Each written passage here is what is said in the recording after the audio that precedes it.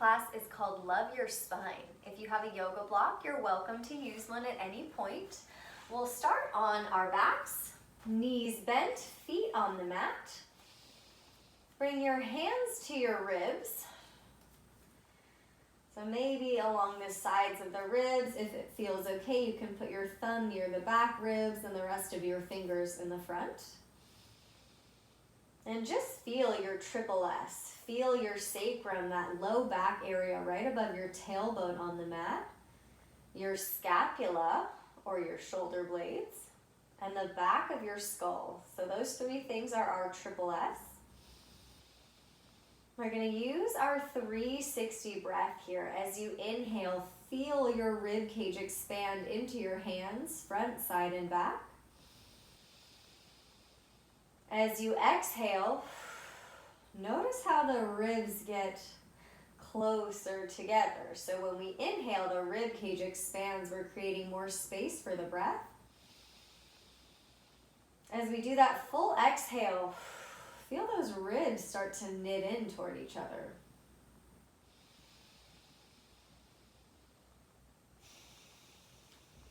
Keep your hands on your ribs. We're going to do some segmental bridge poses, which means we're going to lift up one area at a time. So right now our triple S is on the mat. I want you to press into your feet, curl your tailbone up enough that the sacrum, so just that low back area right above the tailbone lifts up, and really squeeze your glutes. Lower back down. Press into the feet, curl the tailbone up, lift only the sacrum off the mat, but the rest of the spine is down. Squeeze the glutes. Lower down. One more like that. Lift the tailbone, press into the feet, squeeze the glutes as only the sacrum lifts up. Lower down. We're going to lift a little bit more. Press into the feet, curl the tailbone up. Lift the sacrum and then lift a little bit higher, but keep the shoulder blades down. Slowly lower from the upper part of the back that's lifted up until the sacrum comes down. Two more like that. Press into the feet, curl the tailbone, lift the sacrum, and then lift a little bit higher off the sacrum, but the shoulder blades stay down on the mat. Lower down with the sacrum coming down last. One more like that. Press into the feet, squeeze the glutes, curl the tailbone as you lift the sacrum. Lift a little bit higher. Now lift almost as high as the shoulder blades if that feels okay, but keep your scapula on the mat. And we're going to hold here. Imagine those front ribs knitting in toward each other.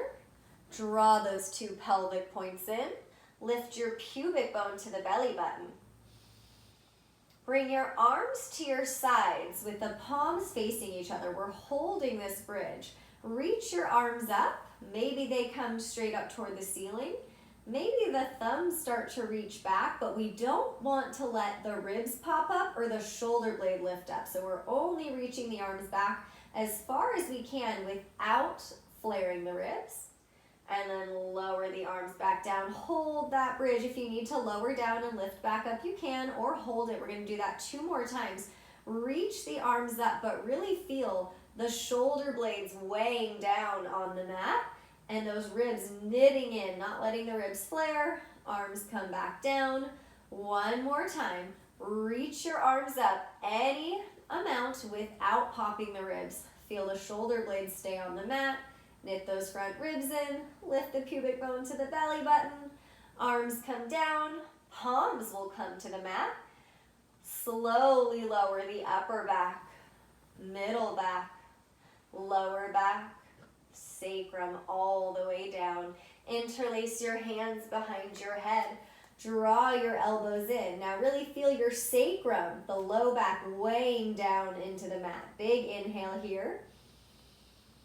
Exhale, keep pressing the sacrum down. Lift off your shoulder blades. Knit those front ribs together. Lift your pubic bone to your belly button. Inhale to lower. Exhale as you lift. Chin towards your throat. Draw those pelvic points in. Knit the front ribs in. Inhale to lower. Exhale as you lift. Chin toward the throat. Visualize your belly button drawing down toward the sacrum. Keep that feeling in the low belly as you turn the ribs 1 inch to the right. Stay off that right shoulder blade if you can. Come back to center. Inhale, lower. Exhale as you lift. Chin toward the throat. Draw those pelvic points in. Pull the belly button down toward the sacrum. Turn through the ribs just 1 inch to the left. Try to stay off that left scapula. Come back to center. Inhale, lower. Exhale as you lift. Front ribs knit in. Draw those pelvic points in. Turn through the ribs just 1 inch to the right. So that's thoracic rotation where the rib cage is. Back to center. Inhale, lower.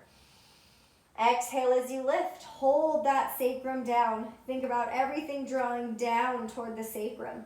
Turn 1 inch to the left. Try to stay lifted off that left shoulder blade. Come back to center. Inhale to lower. Make your way into quadruped, coming onto hands and knees.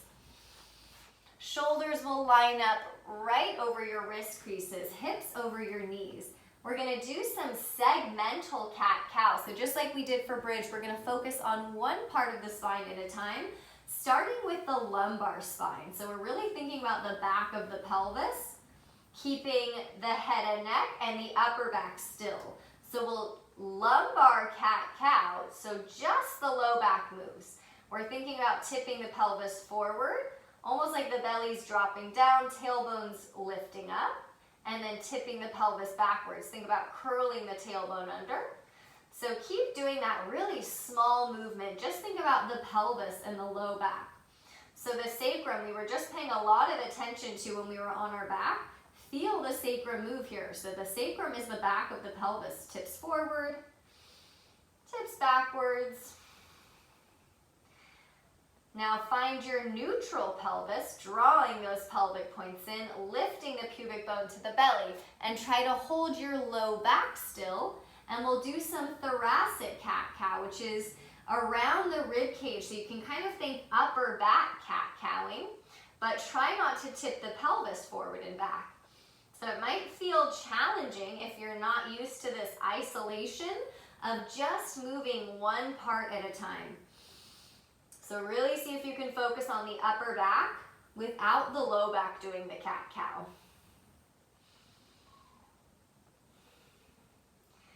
Good, pause, and now we'll move through that entire cat-cow, lumbar spine, up the thoracic spine, maybe involving the cervical spine if you're letting the head gently release. You can gaze up slightly, but that doesn't need to be a big movement for the neck.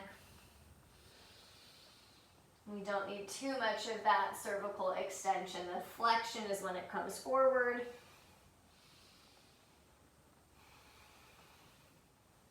Head back to a neutral position of the spine. Let's take a moment and think about that stacking of our triple S. If you had a broom behind your back, would it touch the back of your skull, shoulder blades, and sacrum? So really notice the sensation in your head, neck, and shoulders. If you're letting the head drop down at all, that's really going to affect how we weight bear. So lift the front of the throat up so that your head is in line with the rest of the spine. We'll step the right foot through the hands, coming into a low lunge. Now we want to check that same stacking of the back of the skull, shoulder blades, and sacrum. Holding that neutral pelvis, drawing those pelvic points in, lifting the pubic bone up. Bring your right hand to the sacrum, so the back of the pelvis, left arm will reach up.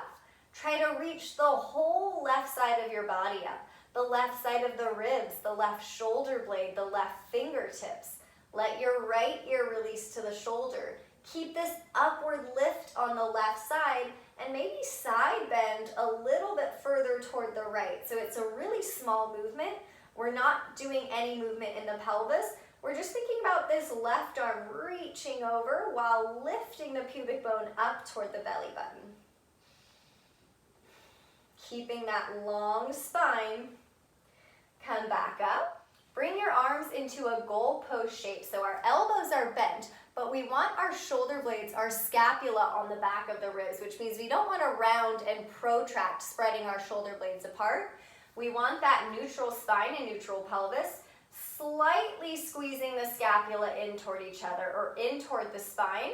So we have this feeling of tacking the scapula onto the back of the ribs without popping the front ribs. So hold that thoracic spine in place, slight squeeze of the shoulder blades, and we'll rotate the thoracic spine side to side.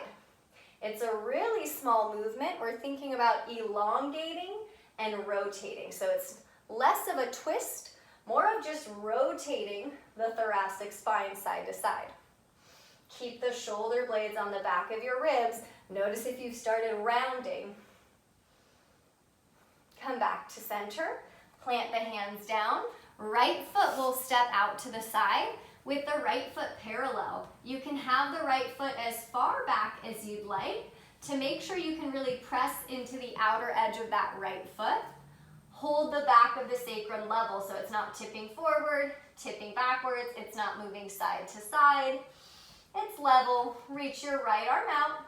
Now again, we're only going to rotate in the thoracic spine. So just think about turning your ribs 1 or 2 inches to the right without anything moving in the lower body. Exhale, reach your right arm underneath you toward the left. Again, just in the ribs. We're not moving the lower body. Inhale, rotate your ribs to the right, opening the chest to the right, long spine. Exhale, rotate to the left. Again, without rounding, we're elongating and rotating. One more. Rotate just in the thoracic spine to the right. Exhale, reach that right arm underneath you.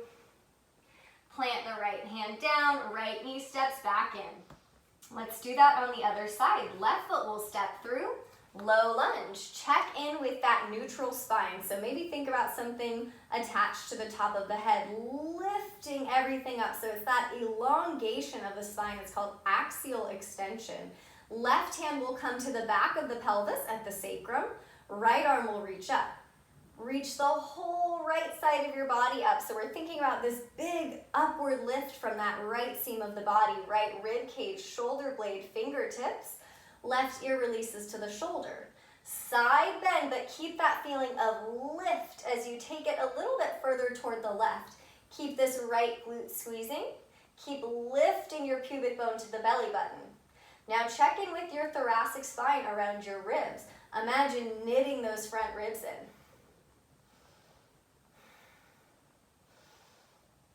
Come back up. Goal post your arms. So again, elbows are bent. We don't want to be protracting or moving the shoulder blades apart. We want to draw the shoulder blades in so they're closer toward the spine without popping the ribs. So again, knit those front ribs in. Think about that broom behind your back.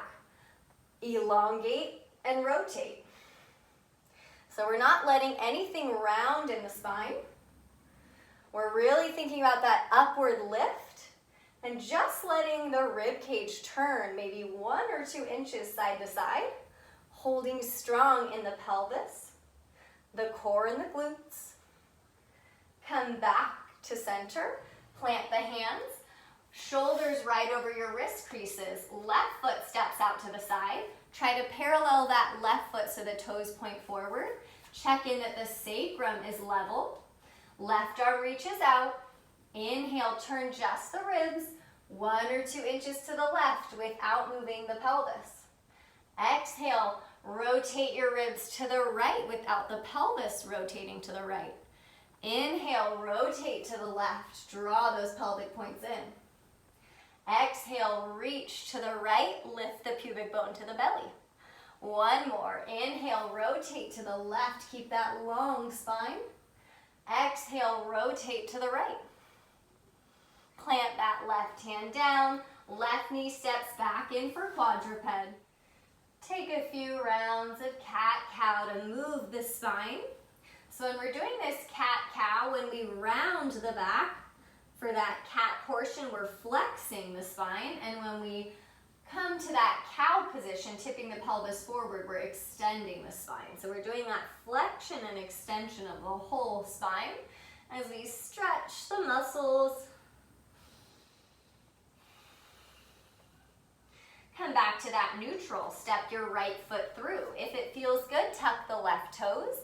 Lift up and check that same neutral pelvis, neutral spine, which includes the neck. So think about the front of your throat moving back and the top of your head lifting up. So again, it's that axial extension, that lift of the spine.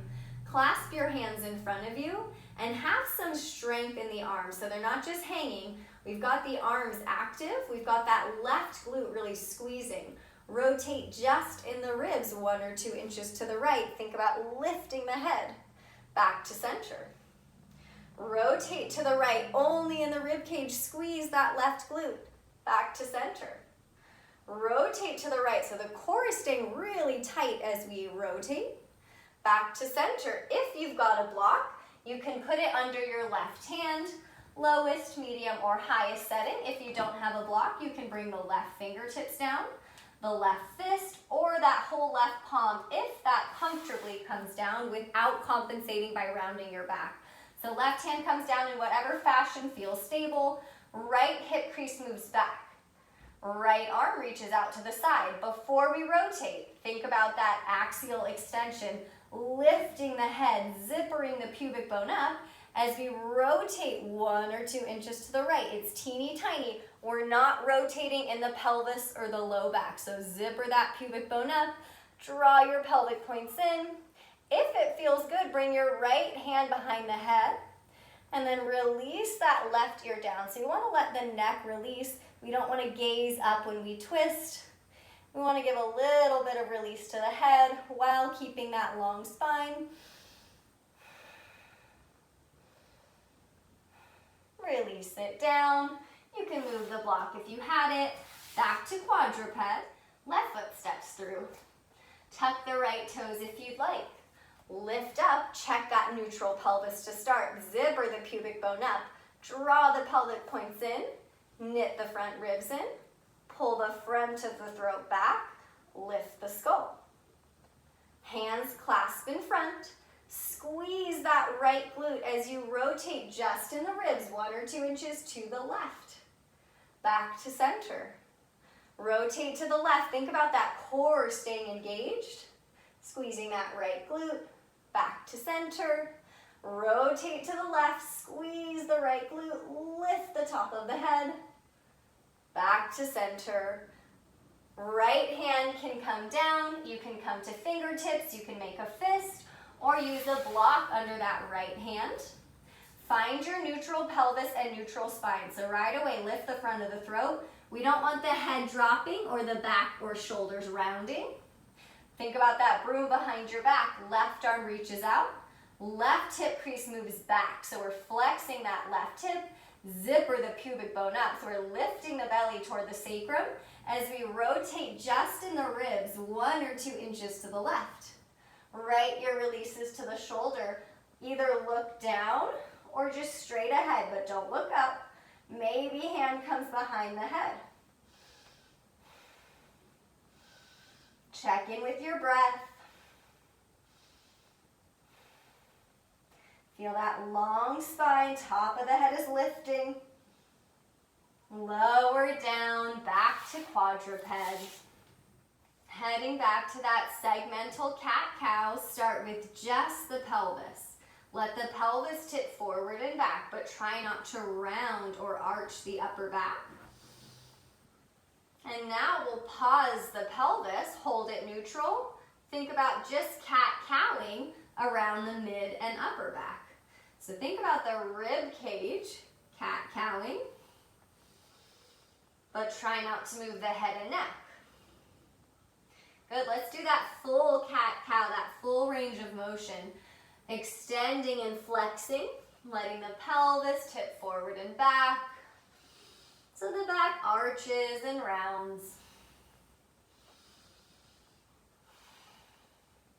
Pause in your cat position, that rounded back, and really just press into the palms. Protract your scapula as much as you can, spreading the shoulder blades apart. And just maybe release the head a little bit side to side, or yes and no. Good, tuck your toes. Lift your pelvis straight up from this cat position. We're not lifting the pelvis up and back, just straight up all the way under those tippy toes, and then walk your feet forward, keeping the weight in your hands. So we're in a really short downward dog, lifting the chest up and away from the ground. So we don't want to sink the chest down and really arch or banana back the back. Think about knitting those front ribs in, lifting the hip creases up without straightening the legs. Knees are staying bent so that the hips are in this flexed or hinged position. If it feels good, pedal the feet out. If it would feel good, swivel the knees and the hips side to side. Getting a little bit of a stretch along the sides of the back or the low back. Might feel nice on the QL, but keep the weight in the hands, really pressing firmly into the palms. Arms staying strong. From your down dog, walk your hands back to your feet for happy squat. Sitting back into those hip creases. Torso is hovering above the thighs. Maybe arms are floating away from the ground, so we're not collapsing here. Think about that long spine. Draw those pelvic points in. Knit the front ribs in. Lift the front of the throat. Rise up with that long spine. Check your posture here. Think about standing in your mountain pose as tall as you can. Think about your pelvis being neutral. So notice if it's at all tipping forward, arching the low back, and really lift the pubic bone up to the belly. Knit those front ribs in. Pull the front of the throat back. Lift the skull up. Standing in that tall mountain pose, walking to the top of your mat, holding that posture, that stacking of your neutral spine or triple S. Right foot steps back for warrior two. It's a small warrior two. We're not going to step it out really wide. We're going to focus on that neutral spine. So zipper that pubic bone up. Reach your arms out. Squeeze your glutes. Think about only moving in the rib cage, side to side, as we reverse and do that variation. So we're not moving into any range of motion that's bigger than just the ribs moving side to side, which means we're not moving in the pelvis or the hips. We're gonna hold that in place as we reach the arms out.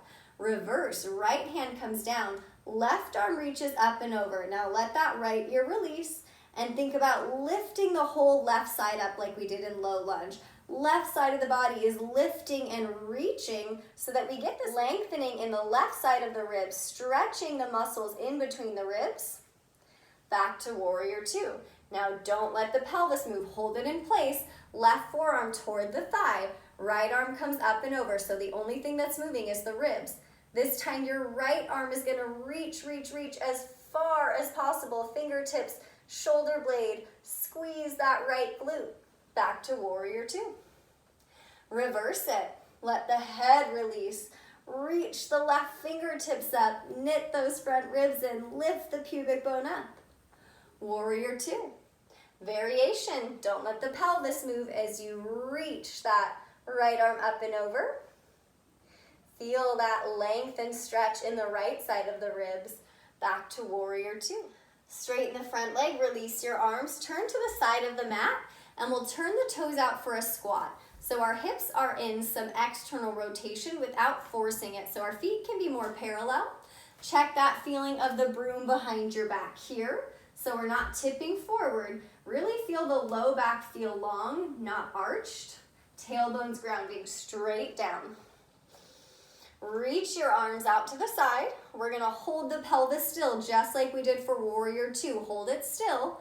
Reach your rib cage side to side. So now we're isolating the thoracic spine, but instead of isolating it to rotate, we're isolating it to move laterally or side to side without letting the hips move. If it feels better to have the hands on the ribs, you can take that option, or you can have hands at the pelvis, really holding the pelvis still as we isolate that movement of the thoracic spine. Come back to center, straighten your legs, parallel the feet for side lunges. Right hand will come to the back of the skull, left hand will come to the sacrum at the back of the pelvis. Hinge at that right hip, Send your right hip crease back. So the right knee will bend, but we're not having the knee go forward. It's only bending because we're hinging at that right hip. Lifting the pubic bone to the belly. So really establish this feeling of a long neutral spine here. Press that right hand into the back of the skull, and at the same time, really lift the front of your throat so your skull lifts into your hand. Same thing with the pelvis. Lift your belly up toward the sacrum or up toward that left hand. Really get it in that brain mapping of this neutral spine. Hold it as you side lunge to the left. Hinge at that left hip crease moves back. Lift the pubic bone up, belly into that left hand, throat into the right hand. Come back up, step it back to the top of the mat. Left foot steps back, warrior two. Check the pelvis here, hold it in place so it doesn't wiggle. Zipper the pubic bone up, wrap the glutes down toward the heels. Reach the arms out. Again, think about that same movement, just in the ribs. Side to side and not the pelvis moving as we reverse. Right arm reaches up and over. Try to reach your right fingertips toward the back of the mat while you knit those front ribs in. Release the left ear to the shoulder. Warrior two. Try not to move the pelvis. Right forearm toward the thigh, left arm up and over. Reach those left fingertips up. See if you can feel a little bit more space between the ribs on the left side. Warrior two. Reverse. Lift the pubic bone to the belly. Release that left ear to the shoulder. Warrior two. Variation, forearm to the thigh. Hold that neutral pelvis. Squeeze that left glute. Release the right ear to the shoulder. Back to warrior two. Straighten the leg. Turn toward the side of the mat. Externally rotate the hips for that squat. Zipper the pubic bone up. Think about your belly drawing back toward the sacrum. Arms can reach out. They can come to the ribs or to the pelvis as we do that lateral movement of the ribs side to side. Make it as small as you need and really think rib cage, so that we're not tempted to wiggle in the lower body.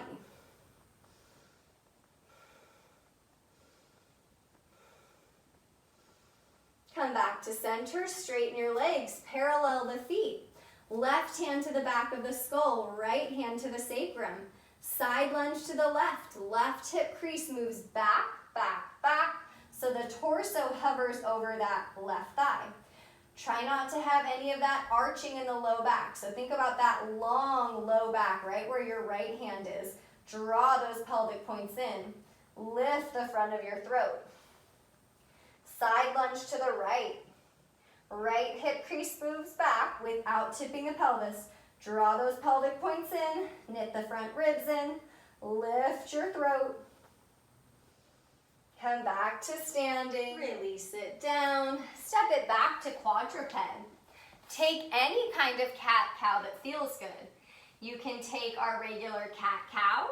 You can do that segmental cat-cow, focusing on one part of the spine at a time. You can sit back onto your hips and do a hybrid here of child's pose and cat-cow.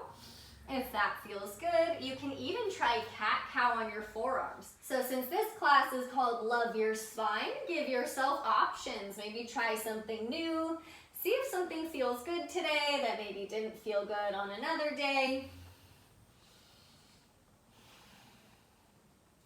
When you're ready, come onto your back. We'll check our triple S, really feeling that neutral spine and just noticing any differences in sensation. Holding that triple S down now. Does it feel any different than when we started? Can you feel your sacrum down on the mat? The shoulder blades and the back of the skull. Pick up your right foot and flex it. Cross it over your left thigh. Hold that sacrum down. Draw the pelvic points in. Lift the pubic bone up. If it feels good, goalpost your arms. Keeping the scapula down on the mat. Chin toward the throat. So we're always trying to keep that neutral spine and neutral pelvis. You can stay here or pick up the left foot. If you'd like, you can add a little bit of rocking side to side. And really just focus on your breath here, feeling that stretch in the outer right hip.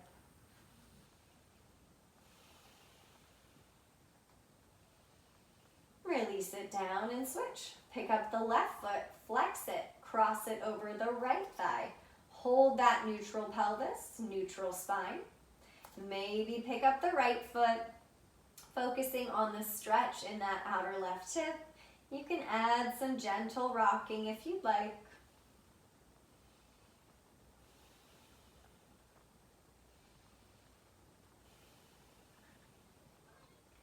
Release it down. We'll come into a twist, rolling all the way to your left side without rounding the back. So we're going to keep that long spine, that feeling of the broom behind the back. Keep your pelvis neutral. Draw those pelvic points in. Right hip is going to stack over the left and stay there as you reach this right arm up and back. If already it's too much of a stretch or sensation on that right shoulder, bend the right elbow. So we're only rotating in the thoracic spine, just where the rib cage is. We're not letting any of the twisting happen in the low back. You can always make a fist with that left hand and place it in between the left and right knee to just help the pelvis stay neutral. Feel that big 360 breath. Ribs expand front, side, and back. If you want to let the head rock a little bit side to side to whatever degree feels good in the neck, you can take that option.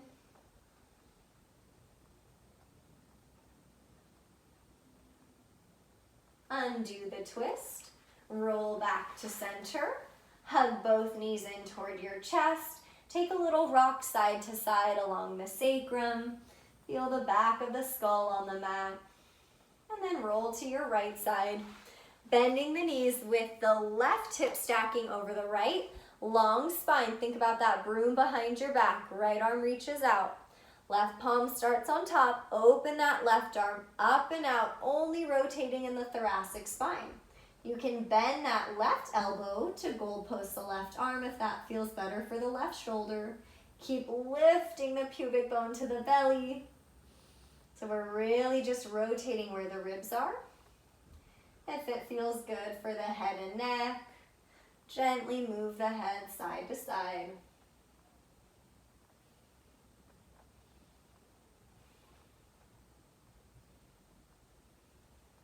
Undo the twist, roll back to center. If it feels good, hug the knees in again, rocking side to side. Or a little bit up and down, maybe taking a happy baby if it feels good to lift up the feet and rock side to side. We're going to come into Shavasana with the knees bent, feet on the mat. Feel that triple S. So really just start to feel that triple S a little bit heavier on the mat. Feel the back of the skull really weighing down on the mat. Same thing with the scapula and the sacrum. Bring your hands to your ribs. Let your eyes close. Feel the rib cage expand front, side, and back as you inhale. Fully exhaling. Taking a few more deep breaths like that. Feel the ribs moving into the hands.